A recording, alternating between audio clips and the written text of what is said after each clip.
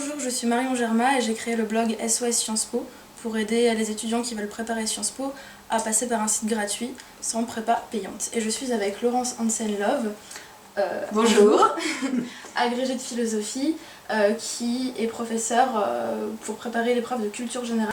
Alors j'ai quelques questions à vous poser.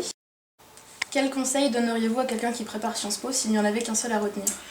Eh bien, je pense que je conseillerais la régularité, c'est-à-dire essayer d'adopter une règle, alors déjà commencer dès maintenant, et adopter une règle un certain temps consacré chaque jour ou chaque semaine, bon, quelle que soit cette règle, et s'y tenir. Au niveau du rythme, justement, c'est une question qui inquiète beaucoup les étudiants.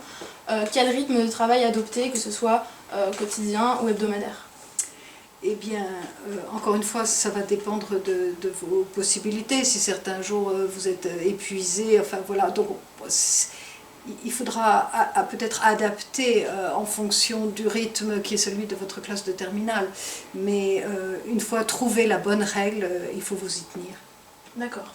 Et stratégiquement, est-ce qu'il faut plutôt privilégier ses points forts où on excelle, ou alors essayer de compenser un petit peu les lacunes qu'on peut avoir dans certaines matières qu'on maîtrise moins ? Oui, enfin ça, il est impératif de compenser ces lacunes parce que vous ne pouvez pas vous permettre d'avoir des points faibles pour une épreuve comme celle-ci, mais je pense que ça ne vous empêche pas d'essayer d'approfondir votre travail dans le domaine où vous êtes bon a priori, oui. Est-ce qu'il y aurait une chose à ne surtout pas faire dans sa préparation ? Ça c'est clair et net, ne pas attendre le dernier moment, ne pas se dire je réviserai dans les 15 derniers jours, vous n'aurez pas le temps et ce sera trop tard. Ça c'est vraiment l'erreur fatale. Et une dernière question, qu'est-ce que vous conseillerez à un étudiant pour gérer son stress ? Là aussi ça va peut-être un petit peu dépendre des personnes, mais dans tous les cas il y a une règle, c'est qu'il faut ménager des moments où on pense à autre chose, où on se détend. Alors bien sûr le sport, mais ça peut être autre chose, ça peut être le cinéma, ça peut être tout ce qui permet de se divertir, etc. Et puis n'allez pas chercher toutes les activités qui peuvent vous rapporter quelque chose pour Sciences Po. Il faut vraiment que vous pensiez,